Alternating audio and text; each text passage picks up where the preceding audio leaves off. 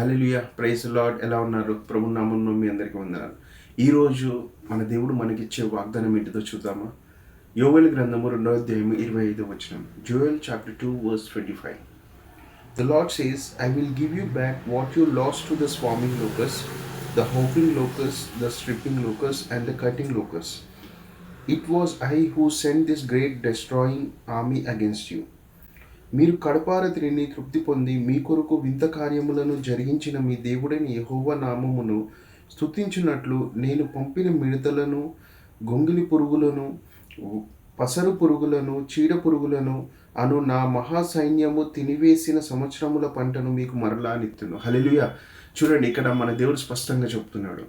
ఏదేదైతే కోల్పోయావో, ఏవేవైతే పురుగులు మీ యొక్క పంటను తిన్నాయో, మన యొక్క పంటని తిన్నాయో, మన యొక్క ఆశీర్వాదాన్ని ఏవేవైతే మనము కోల్పోయామో, గత కాలమంతా ఏవేవైతే మనము ఈ దరిద్రాన్ని చూసి ఇది ఒకప్పుడు బాగుండే కానీ ఇప్పుడు పరిస్థితులన్నీ దారుణంగా అయిపోయి చాలా చాలా కోల్పోయానని అనుకుంటున్నావు కదా. ఈరోజు దేవుడి యొక్క వాగ్దానం మనకి సెలవిస్తుంది. ఏంటిదనంటే, ఏవేవైతే కోల్పోయావో ప్రతిదీ దేవుడు తిరిగిచ్చి, అవునా, మీ పట్ల గొప్ప ఆశీర్వాదాన్ని కుమ్మరించబోతున్నాడంట. అంటే స్పష్టంగా ఆయన యొక్క వాక్యం సెలవిస్తుంది. ఏంటిదనంటే, చూడండి, కొన్ని తెగుళ్ళు ఆయన రప్పిస్తే వస్తాయంట.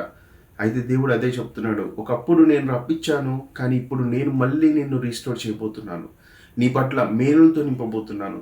ఏవేవైతే నువ్వు కోల్పోయాను, నాకు ఈ దరిద్రము, ఈ జీవితం ఇంకా ముందుకెళ్ళట్లేదు అని అనుకుంటున్నావో, ఇక ధైర్యంగా బతికే కాలం వచ్చింది.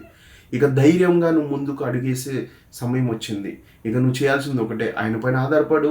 గొప్ప ఉజ్జీవాన్ని, రెస్టోరేషన్ని దేవుడిచ్చే, మళ్ళీ కోల్పోయిన ప్రతిదీ తిరిగి పొందుకునే సమయం వస్తుంది. కాబట్టి ఉజ్జీవంగా అడుగులు ముందుకై, ధైర్యంగా ముందుకే, దేని గురించి భయపడకు, దేని గురించి దిగులు పడకు.